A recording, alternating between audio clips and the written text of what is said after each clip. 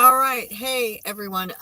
Really quickly, I wanted to give you Lyft drivers some information. Some of you may already be aware of this. Some of you may not be aware of this. Um, Me and my husband only found out about this a couple of days ago from another YouTube channel who is a rideshare driver, as far as Lyft's new policy, as far as what cars they will allow and what cars they won't. They call them subcompact cars. Now, the type of car that me and my husband drive, because we're both Lyft drivers, is we have a small subcompact car. It's a Toyota Yaris.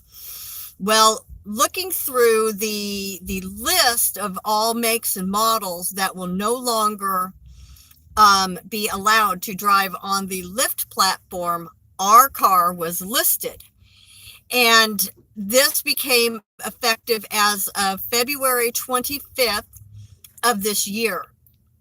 Now, me and my husband signed on to drive for Lyft earlier in the month of February.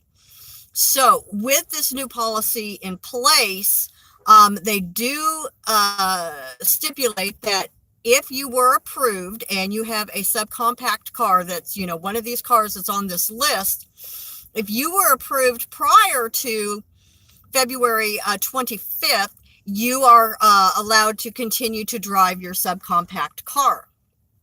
And that's basically all it said. Well, the thing that I was wondering is, okay, once a year, basically on your anniversary date, you have to take your car back in and have the inspection done all over again. And so I was wondering, okay, in a year from now, when it's time for me and my husband to have our car re-inspected, are we out of a job, basically? Are we going to have to, either buy a bigger car or, lease one of their bigger cars? And so I thought, okay, well, I need to go ahead and email Lyft and ask them this specifically. So I did that, and within 5 minutes, I had a reply from Lyft staff, and I was told that since our car was approved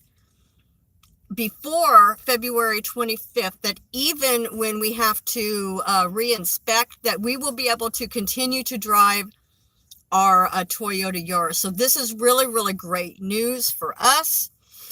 And so just be encouraged, those of you drivers out there, you've already been approved prior to February 25th.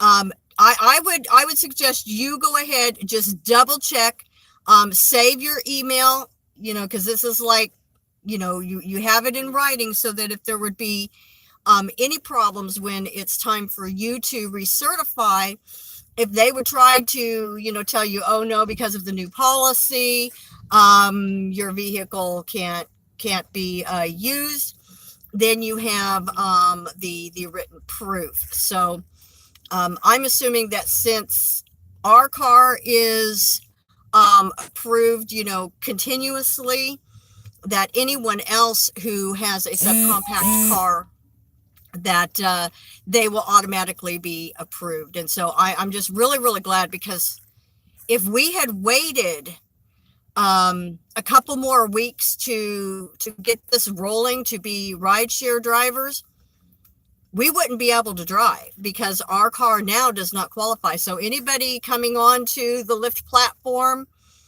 after February 25th, if you have a small compact car, you won't be allowed to drive. And I mean, it's unfortunate, honestly. It was a little bit of a bummer, but I have had many people comment about, because when you see our car drive up, it looks really super, super small.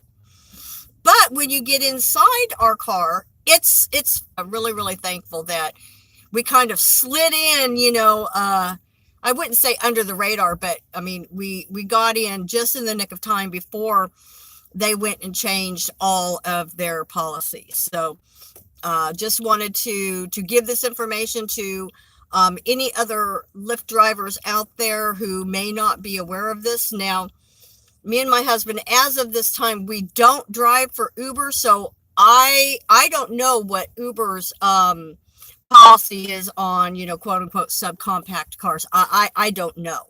But we did get approved to drive for Uber as well. So if they would come in and change their policy, if we do decide to start driving for Uber, we'll probably be accepted for them too, but we would have to just double check. Right now, me and my husband, we are really, really happy driving for Lyft. I have had really no problem with any of the staff. Everyone has been very helpful, very kind, very quick to reply to the drivers.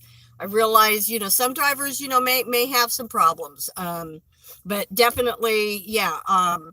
This would be the only thing that, I would be seriously frowning upon if they said, well, yeah, you're fine to drive it now, but come your recertification and everything, you're going to have to get a different car.